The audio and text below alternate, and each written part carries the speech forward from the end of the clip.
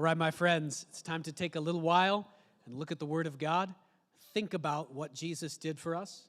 And we always start at Community of Hope, we always start out a message. We start out this time with a little bit of an illustration. So here's the illustration today. The illustration is going to be friendship and then a particular story about friendship. All right, what is it like to have a best friend? Just think for a minute. You don't have to answer. What is it like to, you have somebody who's, maybe it's not your best friend. Sometimes people get caught up on, oh, do I have a best friend? That means they're better than all my other. No, just a really good friend. What is it like when you enter into a space, a place where you have one or more really close friends? There's something that happens there that's going on that you can't quite put into words. It's totally different than walking into a room full of strangers. There is a connection, and that connection brings all kinds of things: life, joy, hope. Sometimes you might be in a bad mood, and you get around your really close friend, and what happens? Your bad mood evaporates. It melts away like snow in the summertime. It is amazing. What's happening there is actually very deep. The reason it's hard to explain, it's hard to put into words, is because it's not just physical, it's not biological, it's not even just mental. It is spiritual reality between human beings. It's one of the ways you can just look at the world in your life and know there is way more than what we see. Way more. That relationship between you and other people, that's what we are always talking about in church, and that's what the Bible is always talking about. When it talks about faith and we talk about a relationship with God, it's talking about doing that between you and God. That way that when you enter into a place where you've got a best friend and something, there's just a connection, it's talking about that between you and the God of the entire universe who made you. That's what Jesus died for on the cross. Now, particular story about friendship.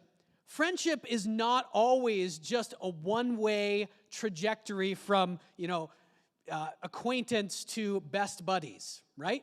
Sometimes there are ups and downs in friendship. Have you ever experienced that? So here's a story about me. This is not a picture of me and my friend, but it could be. I mean, it kind of looks like me when I was a kid. This is a story about me when I was in grade 2. In grade 2, I had a best friend. His name was Mike McCarthy. Mike, if you ever see this, call me up. I haven't seen Mike McCarthy since I was maybe in grade 5 or something like that. So we were 8 years old, and we were best friends. We did everything together. I would get to school, and you know how you hate going to school? Because it's school, right?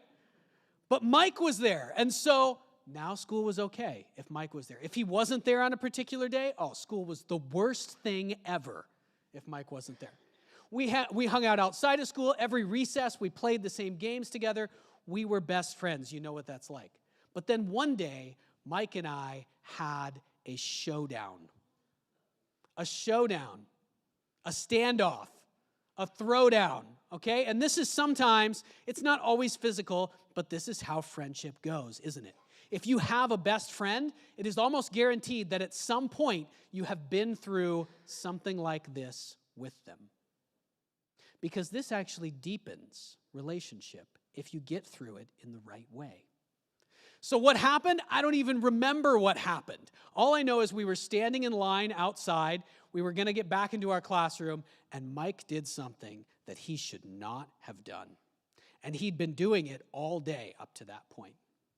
And at that moment, I knew we were either going to have this showdown or we probably weren't going to be friends anymore. And so who started the fight? Pastor Isaac started the fight. I wasn't a pastor at the time, but I was 8 years old. I just grabbed Mike. I threw him up against the wall, and then I tried to throw him down on the ground. That didn't work. We both went down, and we got in this full-on fist fight right outside the classroom. I was so upset when it was done. Nobody really won. I mean, we were 8 years old, right? We were not heavily damaged. But I was so upset after this fist fight, I ran away from school. I ran all the way home. My parents had to call the police. The police came to my house. It was a whole thing, all right? So there's a whole thing about me. But here's the thing about the thing is that afterwards, Mike and I were even closer friends. We got together afterwards, and we made up, and he said, yeah, I probably shouldn't have done that. And I was like, yeah, I probably shouldn't have thrown you up against the wall and all of that stuff and the police thing. And we were closer friends after that. Later on, I broke my arm at his house playing football. Great times, great memories. The conflict, if I had not responded, if in that moment when he was doing something I really didn't like, if I had just pretended that everything was okay, I believe we would have still been friends, but not nearly the best friends that we were. Something would have been not quite connected, not quite real between us after that. Our friendship would have been fake. And that invisible thing, that invisible connection would have been diminished. We've been talking for a few weeks. We're going to talk again about this today, about a divine showdown. This is what God wants you to do with him. Could that be real? Yeah, it could be. We're in our Easter series right now. We've been doing this for a few weeks. We had our first message. The theme for Easter was divine showdown, okay? And there were several pieces to this. Remember, we left off, and we'll be going back into a series in the book of Genesis. So we'd be looking at a whole bunch of people from the Old Testament. We've been looking at their whole lives. We looked at Abraham. We're actually in the middle of the story of which person from the Old Testament? Jacob. We're in the middle of Jacob's story. Jacob, at the moment we left off, we left it on a cliffhanger. Jacob doesn't really care about God at all, but God has shown up in his life. God has shown up in a dramatic way in Jacob's life. And that's what we talked about a couple of weeks ago from the book of Hebrews as well. Time to meet your maker. Jesus, the God of the universe, entered into this life. No one expected this to happen. He showed up and presented himself to human beings. And he still does this today. He shows up in our lives. Often we don't recognize it, but he has shown up in every one of your lives. In fact, he's doing it right now. Time to meet your maker. He's calling you out. That's what we talked about last week, again from the book of Hebrews. It's sort of like this Wild West showdown. That's sort of the analogy that we're using to think about it. You know how there's going to be this gunfight, and the gunfighters come into town, and they call out, I'm calling you out. Come out and get face to face with me. Just like I called my friend Mike out, right? It's time. We got to throw down here because there's something between you and I. This is actually what God is doing with us. This is a huge part of the answer. People say, well, if God is really good, if he's perfectly good, and God is all-powerful, he has all power that exists, why is there so much bad stuff in the world? There are many answers to that. Part of it is human sin.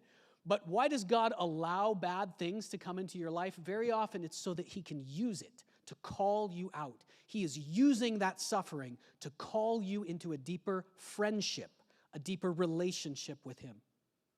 That's its purpose. And so we saw with Jacob, we're going to go back into that story next week. We saw God is actually, what happens in Jacob's life, it's almost like God picks a fight with Jacob. God sets him up over and over again in ways. Jacob is not a very good guy. He's kind of a con man. God sets him up over and over again in ways that lead him to this climactic moment where Jacob is so mad at God. And God's moment, we're going to see that next week. God's response to that is, yes, that's what I wanted. Now let's get real, you and me, Jacob. This week we're going to talk about a divine showdown in a few different ways. We're going to be looking at chapter 11 and a little bit of chapter 12 in the book of Hebrews. It's a lot, so this chapter covers the whole history of the world from the beginning up to Jesus. So we're going to go through it kind of quickly. We can't go into depth in all of these things. It's sort of a hall of faith. It's a heroes of the faith section. But we're going to talk about those heroes of the faith. We're going to talk about Jesus actually having his own divine showdown. Jesus had a showdown with his Father. Yes, Jesus is God. And yes, Jesus and God his Father are two different people. Mind blown. Yes. That's true, though. So let's go through first. We'll look at chapter 11. We'll see what this says about faith. In church, Christians, and the Bible, we are always talking about faith. And what in the world does faith mean? You know, it's funny, the Bible never actually comes out and gives an explicit definition of faith. The word just means trust, basically, means trust. You know how when you have that best friend, you know how that connection, you just trust them. You would rely on them. It's not something you think about and decide to do. You just do trust them. That's faith. That's what the Bible is talking about, you developing between you and God. And so in this first section, we'll look at heroes of faith, talk about what faith is, and look at how some of these heroes experienced faith. And again, we'll have to go through this pretty quickly. The chapter begins with this idea that some people have thought is kind of a definition of faith, but actually it's not. Faith is confidence in what we hope for and assurance about what we do not see. What this says in the actual Greek text, and I won't spend too long on this, I would say this is a bit of a mistranslation. It actually uses a word here that means more like foundation. What faith is the foundation of our hope. When we have faith, just like when we have that deep relationship with a best friend, you walk into the room and it's like you're in a different world than you were before because that person is there and because of the connection you have with them. Because you trust them, you know them, that just being around them builds you up. It's the foundation of your hope. And it gives you confidence, assurance in things that you can't yet see. If you're around that person, you know how your best friend makes things seem possible that you thought were not possible. It's encouraging to be around your best friend.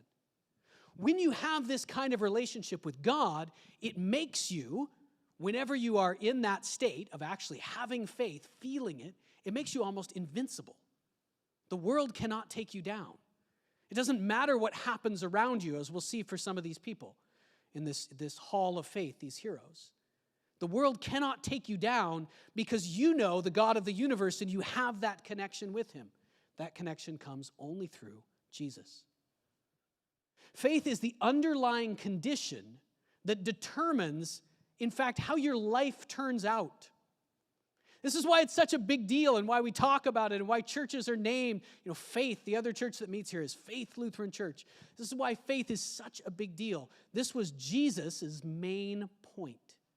He came into the world and he walked around and he basically just said this: faith, faith, faith, faith. What's the meaning of life, Jesus? Faith. What do I need to do in life? Have faith. How do I start walking with God and build your faith? Do these things that I'm telling you. How do I have faith? Follow me. I have faith. I'm going to show you how to have faith. This is basically what he said over and over in lots of different ways. And then he went to the cross. He said, I'm going to go die now so that you can have faith. And by faith, you can enter into that relationship with God. It was so important for him to do all of that because faith, it's not actually how much you know. It's not how smart you are. It's not how much money you have. It's not your visible success. It's not popularity. None of that. All of that, Jesus knew, all of that is like nothing. In the end, it will just blow away like a puff of dust in the wind. The only thing that will matter is your actual relationship with God, your faith. It's what really determines how your life turns out. Another way of saying it, sort of already said this, but you can write this down in your notes if you're here. You want to fill in the blanks. Faith is the trust level, the depth of your relationship with God. That's what it is. This, the book of Hebrews says, is what the ancient people were commended for. This is what God said was so good about certain people in the past. Not the amazing things they achieved, but their faith. By faith, we understand that the universe was formed at God's command, so that what is seen was not made out of what was visible. We talked about this, how Moses received these revelations because of his relationship with God, about where the universe really came from and what it is. By faith, Abel, now these are people in the Old Testament, people we just went through, actually, in the book of Genesis.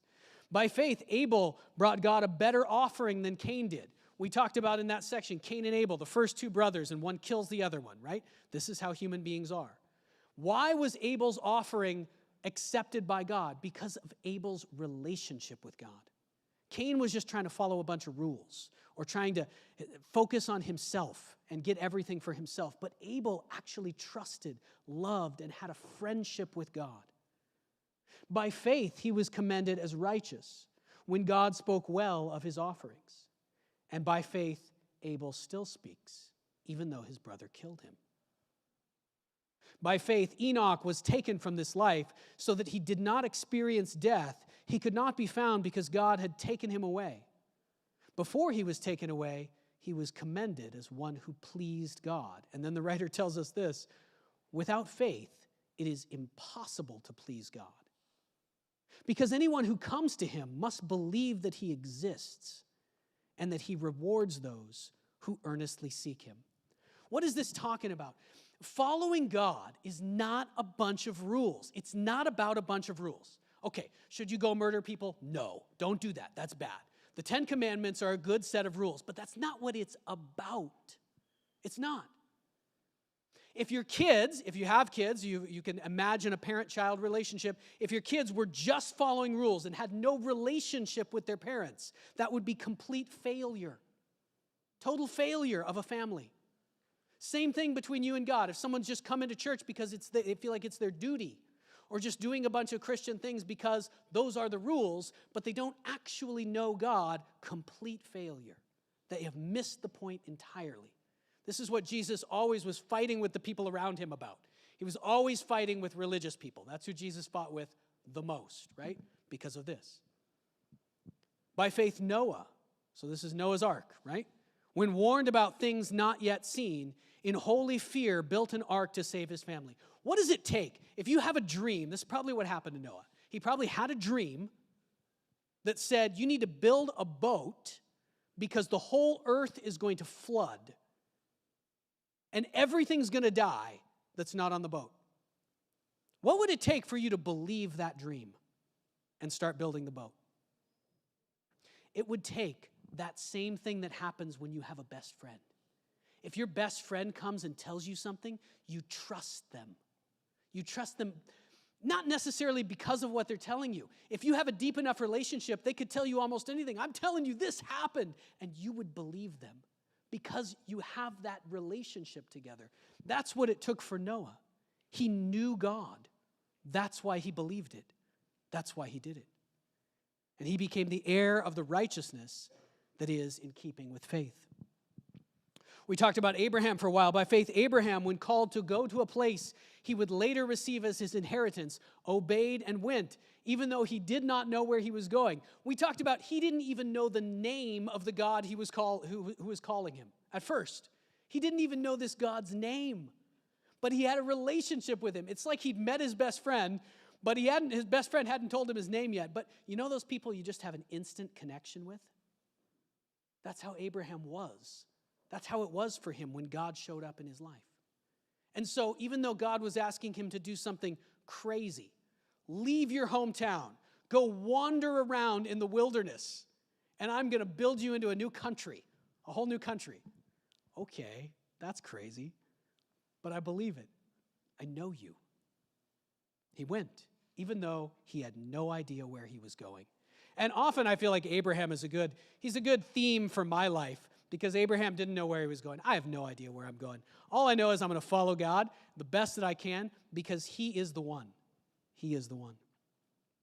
By faith, Abraham made his home in the promised land like a stranger in a foreign country. He lived in tents, as did Isaac and Jacob, who were heirs with him of the same promise. For he was looking forward to the city with foundations, whose architect and builder is God. He was looking forward to something actually much better than just a physical country in the land of Israel. He was looking forward to what God is going to do in the future. God is going to redeem the entire world. One day there will be no Canada, no United States, no any of the countries we have in the world right now. There will be a new heaven and new earth where God is the one who is the foundation of it all. By faith, Sarah, this is Abraham's wife, who was past childbearing age, wasn't able to bear children because she considered him faithful who had made the promise. Took her a little while. When she first heard about it, she laughed like it was a crazy idea that she would have a child when she's 90. That is kind of a crazy idea.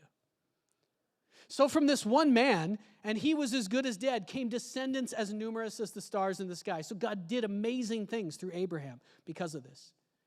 By faith, we talked about this a few weeks back. Abraham, when he was tested with giving up his only son, he was willing to trust God in that moment. And this is an amazing line here. Even though God had said to him, it's through Isaac your offspring will be reckoned, Abraham reasoned that God could raise the dead. Now, we can't go into that story in detail again, but remember, Abraham had really kind of just met this new God. This is a God that his ancestors hadn't known. But as he gets to know this God, one of the things he thinks is, you know what? Now that I'm getting to know this God, it seems like this would be the kind of God who would raise the dead back to life. He really knew God. The same God who raised Jesus from the dead and who will one day raise all of us. Your body will die and it will rise from the grave.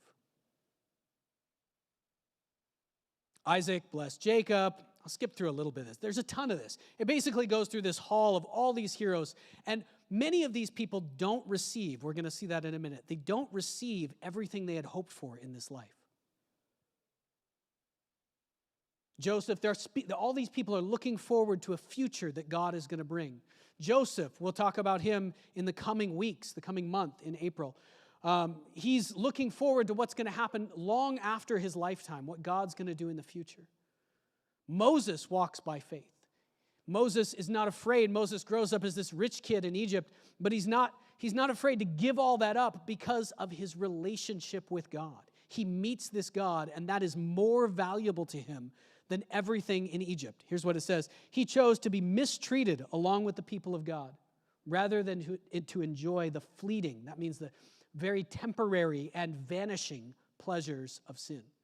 Rather than be a rich guy in Egypt, he regarded disgrace for the sake of Christ as of greater value than all the treasures of Egypt, because he was looking forward to something far beyond, some greater reward. All right, let's skip through a little bit more of this here. They go through the Red Sea, Jericho falls, Rahab and the spies.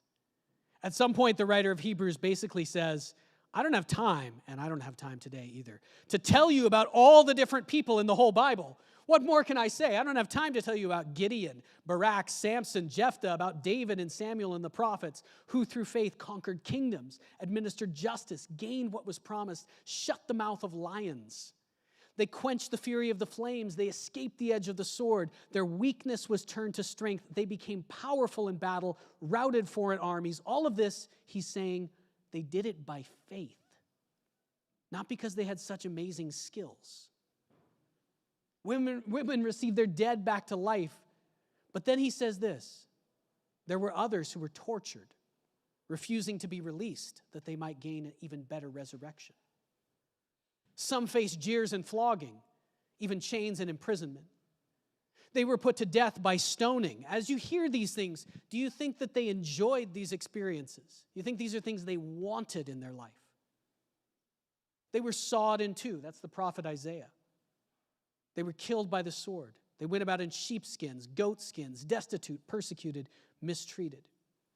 And the world was not worthy of them. They wandered in deserts and mountains, living in caves and holes in the ground. Why did they do all of this? And in fact, when they died, all of these people were still living by faith. They didn't see all of what God promised. They didn't see it happen in their lives. God didn't deliver them from every suffering. He did amazing things in their lives. He answered lots of prayers, but he didn't make their lives just perfect like heaven on earth. But they saw these things and they welcomed them from a distance. They admitted that this life is not the real place where they live. They showed that they were looking for a different country, a better country, the one God is going to bring in the future. They were longing for it. And because of this, God is not ashamed to be called their God. He has prepared a city for them. Jesus' death and resurrection. The first couple verses of the next chapter tell us some stuff about Jesus. We saw last week, we were looking at Jesus and how he prayed. He prayed with intensity. We saw that Jesus prayed, it says he prayed, he called out to his Father with prayers and petitions and loud cries and with tears to the one who could save him from death. That's what life on earth was like for Jesus, for the Son of God. There were lots of things that came into his life even. Just like we saw all these prophets, all these people of faith, Jesus himself had to walk by faith as a human being. And there were things that came into his life that were definitely not what he wanted. Horrible things. The cross being the worst of them all. Not only on the cross did he die a brutal death physically, he took on the sin of the entire world, which we cannot really contemplate, fully grasp what that means. It means something like he descended into hell. Whether that actually spiritually happened or not, I don't know. But it means that he took on the punishment for sin, separation from God. These are things that he did not want in any way. But here's what it says about him. How did he do this? How did he accomplish this thing? What was his showdown? Okay? Therefore, it says, since we are surrounded by such a great cloud of witnesses, let us throw off everything that hinders and the sin that so easily entangles. Let us run with perseverance the race marked out for us. This is what Jesus did in his life. Fixing our eyes on Jesus, the pioneer and perfecter of our faith. And then it tells us what he did, how he did this. For the joy set before him, he endured the cross, scorning its shame, and he sat down at the right hand of the throne of God. This is how Jesus overcame death. He knew his Father in heaven. He knew God. He had that best friend relationship with his Father. And we saw earlier that as he went through his human life, as he went through his life on earth, he had to learn obedience. He had to suffer. He had to be made complete. What did that mean? It means he learned how to trust God, his best friend, in all the garbage of this life. He learned how to do it. He learned how to look at really hard things and believe that God was going to do good anyway. He learned how to be abandoned by his friends and not be overcome by sorrow because God, his Father, was still with him. He learned how to scorn the shame of the cross. Not only was the cross a really difficult thing, that's the understatement of history. Not only was it such a difficult thing, but it appeared to everyone that Jesus had failed completely. He's dead now. His whole life has come to nothing. What does it feel like to have everyone think you are a loser? Your life is meaningless. You've failed at everything. All of that was incredibly hard for Jesus. But it says he scorned that shame. He had this moment in the Garden of Gethsemane before he was arrested where he prayed and he wrestled with his Father. This is the divine showdown. I mean, check this out. You guys have you seen this picture online ever? This is sort of a popular image, a thought of Jesus facing off against the devil, right? Arm wrestling him. Jesus is the tough guy. This is not actually how he won the victory. He didn't win the victory against Satan and against death by a show of immense power. In fact, how will Satan be defeated one day, completely destroyed? Simply by a word from Jesus. It's not going to take some big battle. He's just going to say, it's all done now. Satan will simply be no more, will be gone, cast away. The way that he did it is by faith. Jesus' real showdown wasn't between him and Satan, certainly. But really, the showdown, it was a battle of faith. Was he going to trust God, his Father, even if he died on a cross? And the answer was yes. His relationship with his Father was so close. Even if I die, even if they torture me to death, I'll still believe that you're good. I'll still rejoice. I will still see the joy that you are going to bring into my life and the world through this. That's his real victory. That's what enabled him, by God's power, to come back to life from the dead. That's the defeat of death. And this is the battle that each of us has to face in our lives. The showdown. God is calling you out. He's shown up in your life over and over again. He is calling you out through what? All the hard stuff that you got to go through in this life. He is calling you to come and get real with him, like I did with my buddy Mike. Okay, you're not going to be able to actually throw God into the wall like I did with my friend Mike. Although, that's what Jacob did. Jacob literally wrestled with, we don't even know what, maybe an angel. We'll see that next week. Life is a faith-building exercise designed by God. That's what life is. Its purpose is not for you. I mean, does God want you to be happy? Yes, of course. But ultimate happiness will only come through people by having faith and entering into his eternal kingdom with him. It's only going to come. The real thing we're looking for, we've always been looking for, it's not going to be fulfilled in this life. This life is God's exercise. It's designed by him to build faith in us. That's what we saw in all of those heroes. That's even what we saw in Jesus himself. And if you look at your own life, that's what he's been trying to do in your life ever since you were born. That's what he's trying to do right now. How does faith grow? How does it work? It grows by walking with God. We talked about that throughout the book of Genesis.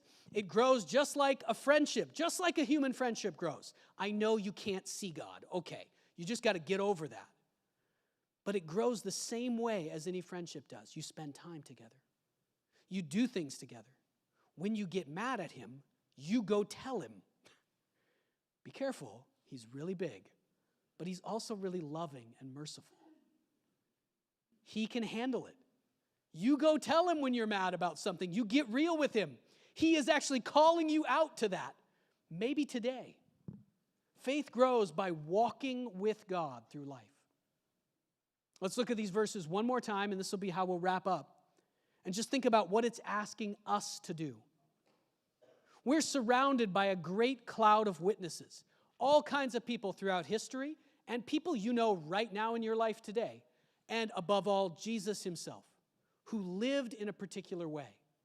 They lived not for all the stuff of this life.